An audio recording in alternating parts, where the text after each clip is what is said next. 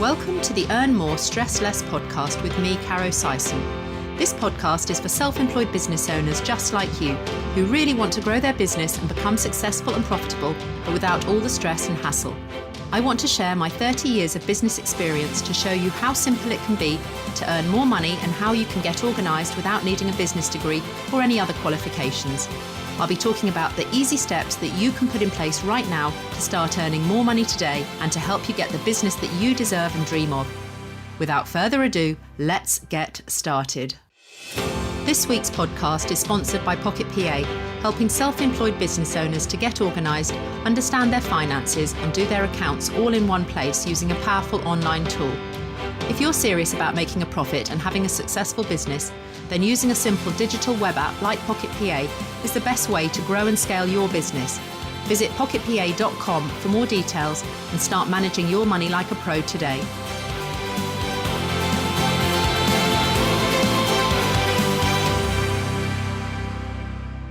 Hello, a huge and happy welcome wherever you are in the world today. I'm Caro Sison and I'm excited to have you join us for the Earn More, Stress Less podcast. Today, we're putting a spotlight on education, looking at self-employment and specifically educational programs to our younger people nationwide in the UK, as they are the sources of where a lot of our self-employed young people are going to originate from in the future. So I'm thrilled today to welcome this week's guest to the show, Jane Shipley. A huge welcome, Jane. How are you? Thanks for coming on All today. Good, thank you. Good, Thank you for having me on board, Caroline. Lovely to see you. Good. So today, Jane's going to run us through a little bit about how she's got to where she is now. But really, the sort of underlying theme and how I work with Jane is that I believe that there are squares and circles. I call them squircles. And it's where people are trying to fit square pegs into round holes. And I very much believe that squares should be squares and circles should be circles. And it's totally fine to coexist together. And so Jane has formed a company. And now she works, she is self-employed, but in 2015, Jane formed ELSA, which stands for Education, Learning, Skills and Achievement. And that now delivers bespoke educational programs to our young people nationwide in the UK. So Jane, could you just give us a little bit of a history? It would be lovely to hear more about your journey and what you're doing out there at the moment to change the world of self-employment. Absolutely. So I run my own business, as you say, Caroline. I went to university when I was 34, having been at Argos as the youngest manager at 19. And then I went to university because someone suggested that I could go and teach retail at a local college. So I went to the college, realised that not many square people, and there are lots of people with squircles, like myself included. I love being a square. Yeah, absolutely. Well, I'm very much a squircle in terms of my journey, but nowadays I feel I fit. But in terms of working prior to ELSA, I was working at the college. I started to realise that young people I was working with don't necessarily fit the method of education that was being provided. Went off to work for an educational charity called Young Enterprise, which I thoroughly enjoyed at the time. Became sort of management of a particular area, which was in North Hertfordshire, grew my volunteer base, grew the programs and started creating bespoke programs as part of the process for Young Enterprise. And then, to be honest, they decided that they only wanted to have one size fits all programs, really. So a very, very keen volunteer at the time, Lorraine, said to me, why have you ever thought about setting up on your own? Got a few friends on board, contacted a few schools, said goodbye to all my volunteers as I left Young Enterprise, and all of them, bar none, are still volunteers of ELSA Next Generation, which is really exciting and proud to be able to say. It just grew from there, really. I opened up initially as a limited, changed to a community interest company. Okay. And you have lots and lots of volunteers, don't you? You have like 500 businesses and community volunteers that you work with to deliver your program, to make your model work. Can you just share a bit about how that works? Absolutely. So volunteers come on board through all sorts of means. So a community volunteer might meet me on a dog walk and I might suddenly talk about ELSA. And that's how, for example, we've got John, who regularly volunteers. He brings in spaniels for therapy for some young people who have social, emotional and mental health needs. But equally, he might come along as a mock interviewer. Business volunteers, what happens is they often start as a mock interviewer in a mainstream school, hear about the fact that we work across all educational settings, and some of them then realise actually what they want to do is work with young people who are classed as potentially slightly more vulnerable. And ELSA works across all settings. We're going to children's homes as well. So we generally grow our business volunteers through word of mouth. We nearly always start with one volunteer from every business. And for example, Computer Centre gave us 220 volunteers last year. Goodness, so that's amazing. Absolutely. We've almost one for every day of the year, not quite, but absolutely. We've worked with Computer Centre for many years, thanks to a lady called Doris. And then it just grows from there, from word of mouth. Companies talk to companies. People talk to people, but also it helps with their CSR targets, so their corporate targets. I can hit their diversity and inclusion targets as a business, which is really key when trying to work with other businesses. That's a real buzzword at the moment, isn't it? Diversity and inclusion. What does that actually mean, Jane, when sort of break it down? Absolutely. So when businesses work with me, I can hit their youth acquisition targets. So, early talent acquisition targets. I can hit the targets that they have, which means that every person of any gender can become part of their employee sort of base. And so coming into schools or colleges or different educational settings with me, they can tick those targets, but also they can advertise their potential job opportunities to young people. We also hit their targets for disability confident employers. So many volunteers that I work with are part of a disability confident employer scheme. And so we can hit their targets because we work with young people who are on the autistic spectrum, have disabilities, whether that be neurological or physical disabilities. So can I just ask, this isn't just a lip service exercise for the employers to just hit these targets and say, you know what, we have a token gesture because we're, working with you. This is actual opportunities that you're creating for this minority group of diverse people in all of these different sectors to actually physically realistically get some sort of employment at the end of it. Absolutely. Is that so? You are a real connector in that sector to enable them. It's not just a tick box exercise for these companies, because you are really connecting and reaching out to those people. Yeah, absolutely. Yeah. So for some of them, I'm sure they think, great, you tick the targets, Jane, from ELSA. We'll work with you. Absolutely. But the majority of them, if not all of them now, Caroline, have become really strong supporters of ELSA. And they're doing it because they believe what we do is actually right for those young people. It's not so much, well done, Jane, we got in front of 8,000 people. One of the companies I already mentioned are changing their CSR future strategy from September, and it will fit everything else. It will fit every diverse and inclusive strapline target, but we also help with continuing professional development. So when you're self-employed and you can go to a business or you can go to an audience and say, actually, I can teach you how, some of your peers or your people can become self-employed and or work in the community and or talk to other corporates. So for example, if I was to do something about LGBTQIA+, which is a workshop. There's more and more letters, aren't there? It's more and more letters. It's A to Z now. It's A to Z now, which is fabulous. But I'm very much an ally of that community. And so I run a program called I Am Proud, where we bring in mainstream and other students on board. But we've now got 5 different companies talking to each other because they've come through ELSA. And so they're learning from each other. So, I think as a self-employed business owner, I can learn so much from other people. I agree. I've learned from you. I've learned certain things. I'm learning all the time. And I think as a self-employed business owner, it's really important that that's what you want to do, that you really want to learn every day. Yeah. And I know that you're a really passionate teaching professional and you've got creativity, but I know that your reputation goes before you as a getting things done. You're very much a doer, just like myself. And I think the fact that, I do classify myself as a square rather than a circle. I do need rounding around, but I just think that so many, for the diversity and inclusion sector, where there are so many people that, I would say the majority of people don't fit, as it were, in inverted air quotes or whatever. So there are a huge number of people that perhaps feel in that square sector.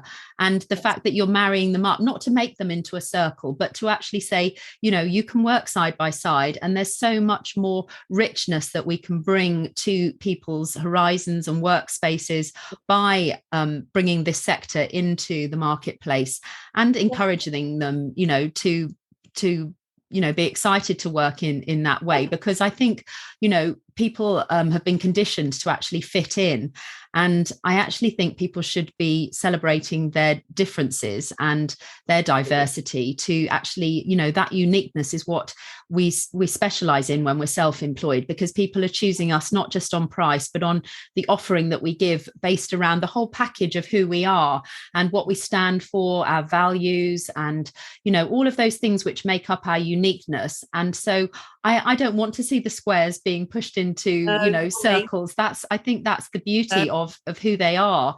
And I want us to celebrate those. So the fact that we're bringing together to the corporates, because I used to be quite skeptical of, these checkbox exercises where they were just taking on a token multicultural person or somebody of a different ethnic background, or, somebody that stated a different gender on their application form. But I can see that people like yourself, Jane, are working really hard to marry the two up and make it a good fit that isn't just an exercise, a paper exercise, but it's bringing huge value and rewards to both sides, really. And I just love that. Absolutely. I love the fact that we just embrace everyone, because that's what we should do. We're all unique, yes, and it's a celebration of all of our differences. That's what makes us so exciting. And, as I said, I think we learn from each other as well, which is really exciting. Mm-hmm. So I might teach, but I love to learn as well.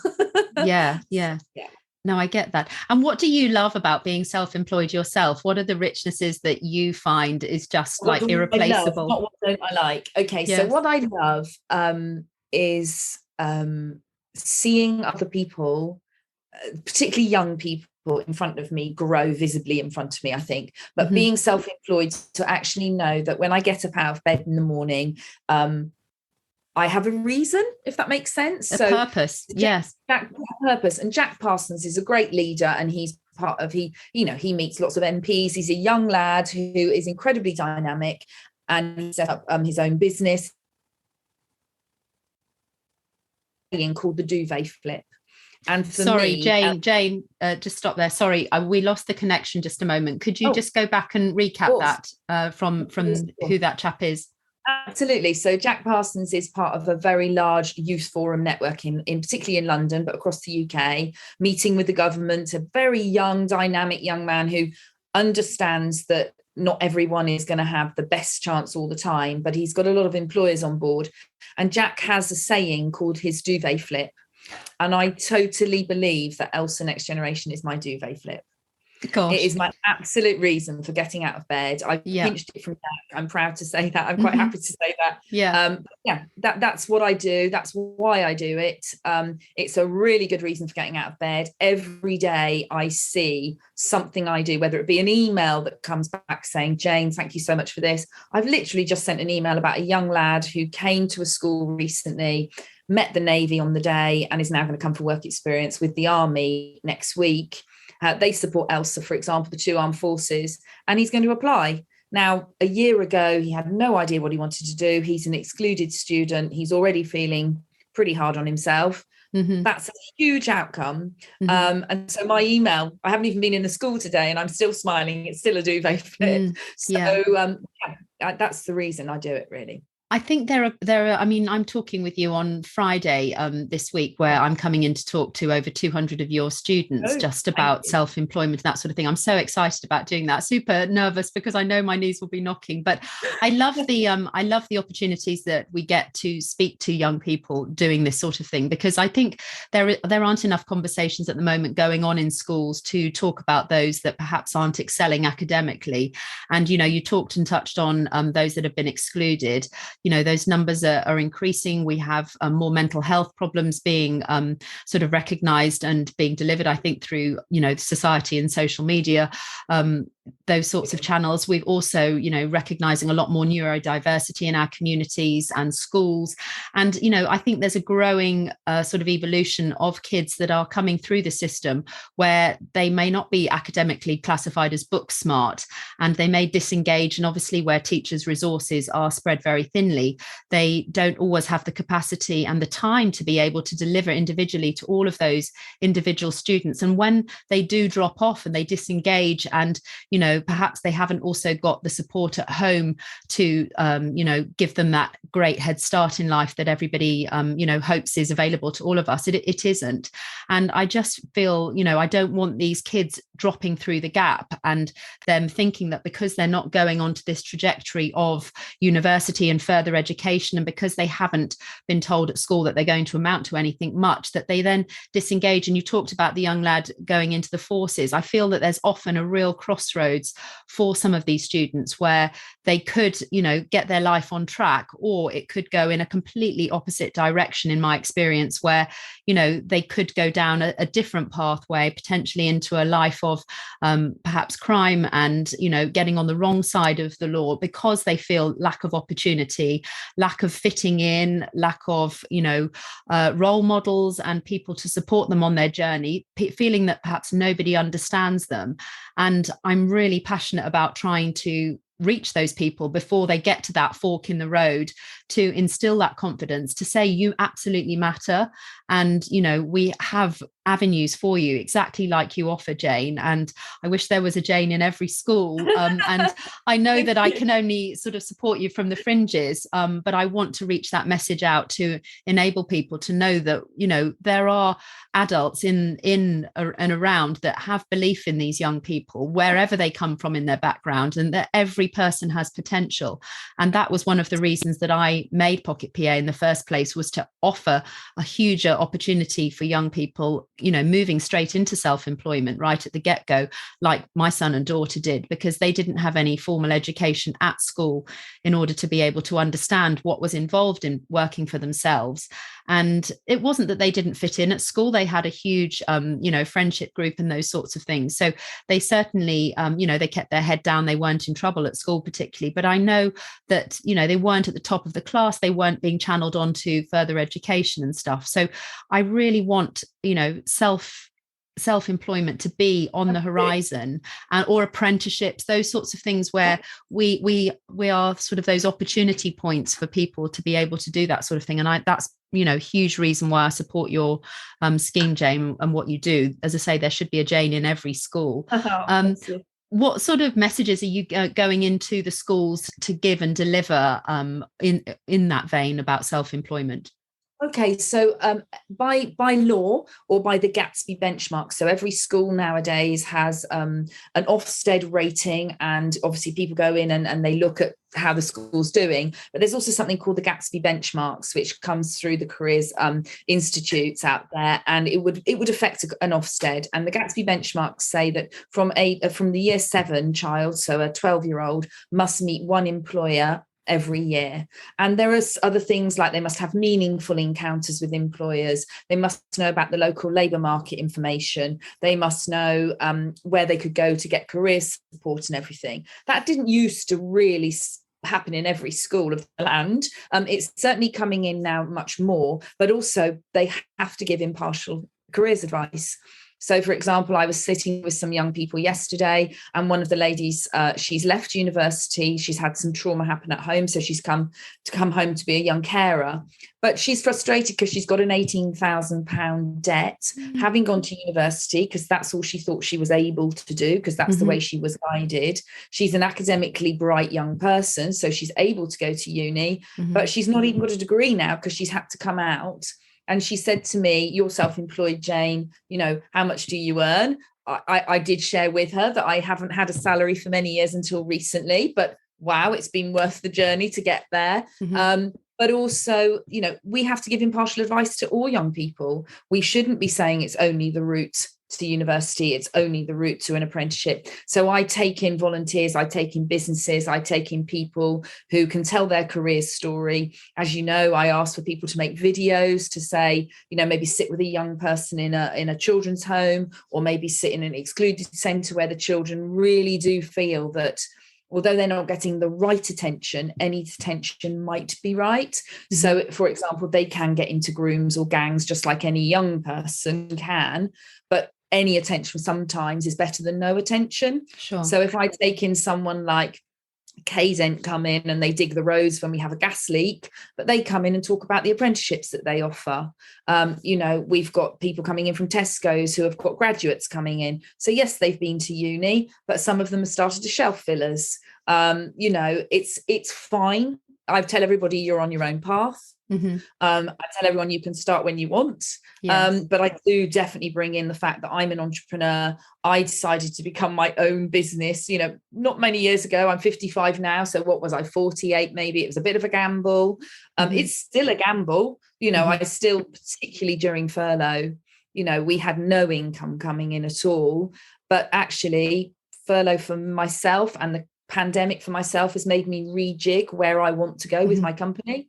So some goods come out of it, as well as, you know, some really scary times. Yeah. But in terms of the young people, I tell them it's very much a squiggly path, and that's okay. And the other thing we're told to tell young people is that they could have up to 30 jobs in their lifetime now going forward. Whereas before, if somebody had said that to me, I'd have thought, my goodness, 30 jobs, how am I going to fit them all in? But I did work out the other day, I have had 18. Jane, I did the same exercise actually myself the other day, and I'd had between 30 and 40 different things that I dipped my toe into. And you know what? Each of those things brings another strand of experience to us. And I think particularly as entrepreneurs and self-employed, I love it that, you know, you've come to self-employment later in life just to, you know, demonstrate really clearly that age doesn't have to be a barrier. You can start when you're sort of 16, 18, or, you know, and we still have those same fears and anxieties and challenges, you know, as a young person might when it's starting something new. But what's the impact when you show some of those videos to those young people? And what do they engage with it? Do you see their eyes sort of take interest? So if I was to give you a scenario of where I go into a children's home and I meet young people who don't engage with education due to all sorts of reasons, but many times they've just been moved to a new area, another home, and I walk in and they're not engaging with education. So I go in and talk to them. The majority of them in the first 3-4 times say, go away. I'm not going to tell you my story. I don't want to tell you my story. I don't want to tell you again because you're not going to come back next week. And by the 6th time, they might be saying, have a cup of tea with me, or I take a pizza in, or whatever. And they're starting to engage. And then when they start talking to me about not necessarily their dreams, because many of their dreams can be nightmares, if I'm honest. So I would probably just say to them, what are their interests? You know, we might do a few handouts. We might do a bit of flip chart paper. It doesn't really matter how we do it. It might walk on a dog walk. But I ask them and try and get glimpses of anything that they might have a passion for or potential exploration interest. And then sitting on a sofa with a young person who has not engaged at all, and being able to show them a video of someone who says it's all right to get it wrong. It's equally all right to be highly gifted and talented. It's also okay to have no idea at all. It's also okay to have exactly the right idea when you're 16 and know exactly where you want to be. And 10 years later, I'm still in that position. Because I think any young person or anybody, I think anybody's journey is important to listen to. So, you know, I sat with a young person the other day. She wants to go into show jumping. I showed 6 tiny WhatsApp clips of someone who lives in Norfolk in a stables. And this young girl's eyes, her dad said, because we don't normally get parents involved, said it's the first time he's seen his young person smile in 2 years. And then, you know, I've got someone going to Ryanair to work on a simulator and work with the engineers for a week because he listened to one of their videos. Got someone going to computer centre to work with the IT department. He has Tourette's. He thought he had no hope at all. He listened to a Scrum Master. He listened to a cybersecurity young person. He's going for work experience because he's feeling empowered and that people care. So I suppose what I feel about it is that it's worth asking. And I think that's a really good thing to say to anyone who wants to go into self-employment. Be really nosy, be really cheeky, and just ask. Yeah. People can only say no And if they say no, it's often that they don't feel able to do it, or they don't feel confident enough to do it. And that's what I've found with volunteers particularly. But being self-employed and seeing those young people with just a little spark, or being able to engage because actually I'm going to keep coming back, or somebody does care. And that's the other thing with those videos, Caroline. They say to me, why does Caroline care about making a video? She doesn't even know me. And then they get scrambles their mind, doesn't it? They can't understand that people could take time out to talk to them. Why are you doing that? Yeah. But they then think, well, if Caroline cares and I've not even met her, then maybe society does care after all. And so it's adjusting this messaging. It's adjusting that messaging, because many of them, whether it's mainstream school students even hearing a fantastic video, they can be sitting in that audience thinking, it's all right what mum and dad tell me to do, it's all right what my carers or guardians tell me to do, it's all right what my friends' parents or my grandparents tell me to do, but I actually don't know if I want to do that. And so you've got to shift that mentality as well of, actually, can I step out of that? Do I have to go down that route because all my friends are going down that route? And it's all right to do that. But it takes a brave student to be able to do that when they've got expectations from parents or family members, or the school is, channeling them in a particular direction. So sometimes it takes that alternative perspective. And I love it that you have found your purpose. This is one of the key threads through self-employment, that, when you match with your purpose and you're able to do it every single day, that you're in the right spot, exactly where you need to be. And I just, that really makes your heart sing, totally, on being able to be self-employed and being your own boss. And I think that sometimes scrambles the young person's mind to sort of think that they could be their own boss. But there's so much that, I know you have a huge bank of volunteers, and, sometimes people can always have more. Yes. Why would people volunteer? But by giving, you actually receive yourself so much from it. There's so much value to giving back. It sounds a bit cliched, giving back, doing volunteer work, but I get so much from being able to connect with people like that. It's not, you let go of the ego, and you just are able to put yourself into helping other people.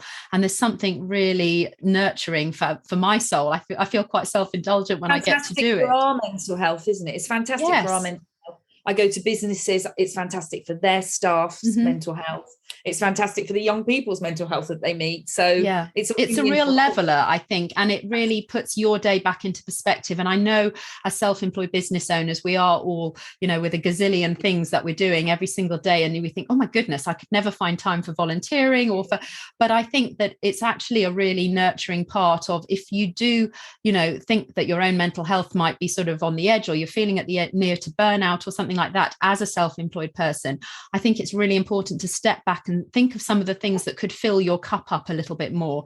And certainly volunteering is one of those things that I feel could be, if you could slot in just a couple of hours a week, if you are, on that journey, and to think, well, that sort of time out, that is actually me time, although it might be giving to someone else, it's actually filling your cup up with something, different connections, and regaining that perspective to see how other people, might not be drifting through life in the same trajectory. It's really humbling, certainly for me. Back as well. Thank you. And I like to give back as well. So an example is, I did a Get Wet Ready Day with the excluded students a couple of months ago. A lady came as a volunteer, loved what she did, loved everything about the whole day.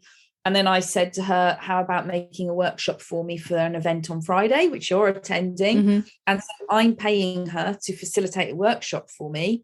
But also what she's able to do is get her brand into that school, because she works in education and that's her field.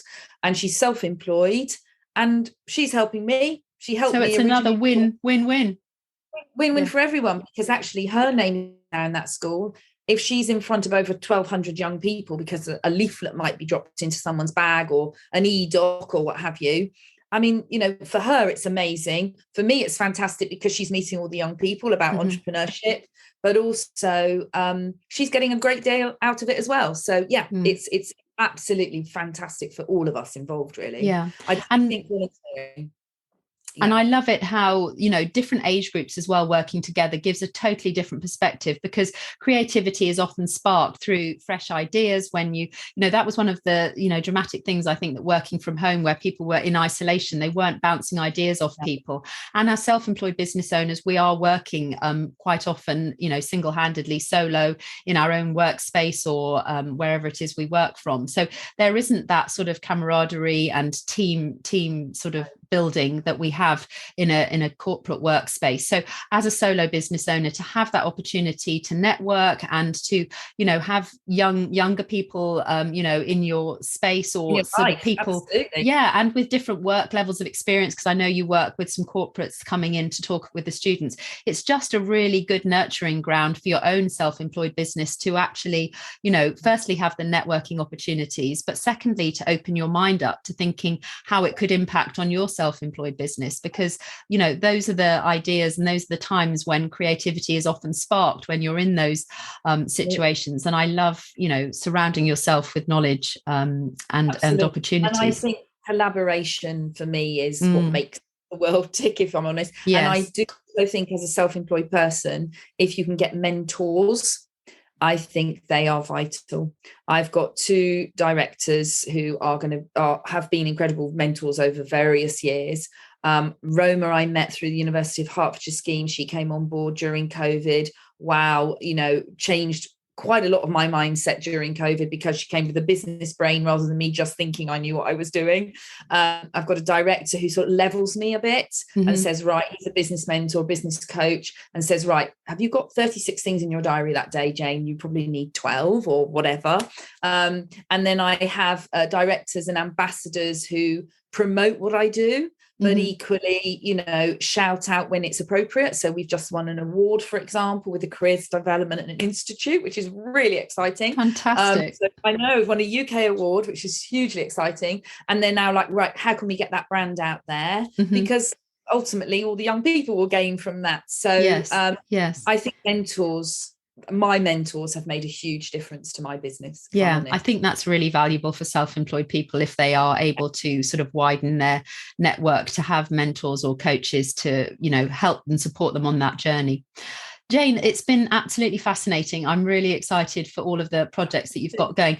Now, if anybody would like to get in touch with you, if they're perhaps thinking of volunteering themselves, or they want to find out more about your program and the things that you're offering, what would be the best way for them to get in touch with you? So probably the best way at the moment, because I'm having a new website made. Hooray! As we speak. I know you have got the website address there right in front of you. I'll pop that into the show notes. Absolutely, that would be amazing. Yes. But Jane at ELSA, so it's JANE at ELSA, ELSA. .education. Lovely. And that's my email address, and then I'm on LinkedIn as well, which will also, I think, be in the show reels. So please get in touch. Let me tell you all about ELSA and all the young people that I work alongside, and how privileged I am to do that. So that's my duvet flip. No, I love the idea of a duvet flip, but thank you so much, Jane. My pleasure. Loads of things that we can take out of this episode. I hope you've really enjoyed listening today to Earn More, Stress Less. Be sure to check out the show notes for all your information to reach Jane, and please hit subscribe. I love it when you leave a review, so others can also hear what you got out of the show, and it can also see how they can help them on their business journey. I hope you have a wonderful week ahead, earn lots of lovely money, and obviously with the least amount of stress. So until next time, let's catch up soon. Have a great day. Thanks for listening to the Earn More, Stress Less podcast with me, Caro Syson. If you've enjoyed this week's episode, then do hit subscribe so we can catch up again soon. And please kindly leave a review if you've got a moment, and share with anyone else that you think this podcast could help on their self-employed journey. If you're ready to make bigger breakthroughs in your business life and want to get way more organised and understand your finances the really simple way, then start your very own 14-day free trial today using the super powerful software tool Pocket PA that I made for my own son and daughter. Go to pocketpa.com/podcast and let's get you on the way to earning more money and stressing much less. Have a great week, whatever you're doing.